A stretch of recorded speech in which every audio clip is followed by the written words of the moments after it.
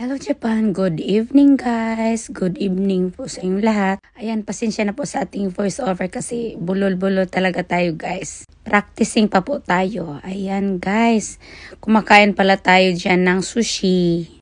Dahil Christmas Eve ngayon guys, meron tayong kunting handaan. Bumili lang po ako ng sushi at saka yung ice cream na Christmas cake na ice cream guys pala. At syempre hindi mawawala ang Christmas cake.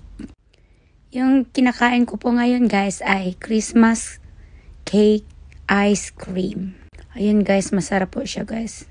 Kaso matigas-tigas pa. Ayan tuloy pagkuha ko. Tumalsik kanina. Dito kasi sa Japan guys, hindi sila masyadong nagsiselebrate sa Christmas. Kasi yung mga Japanese, ang relihiyon nila ay Bukkyo. Or ang paniniwala nila ay Bukkyo, guys.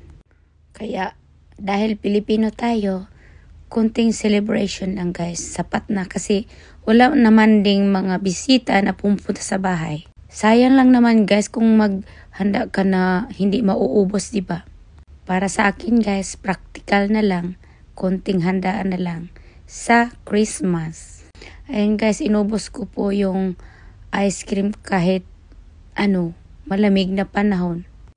In fairness, masarap talaga kasi ang brand ng ice cream na yan ay 31. Satiwan ang tawag dito sa Japan.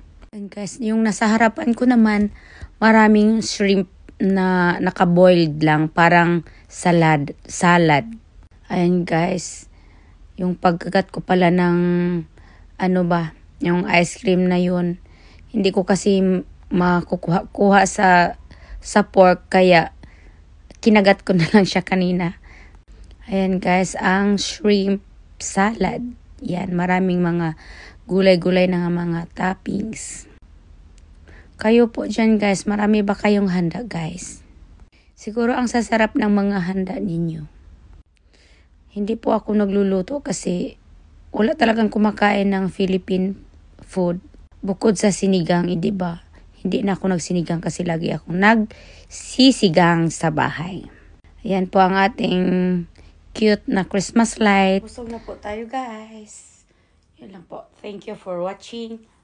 Bye! Merry Christmas to all pala sa ating lahat.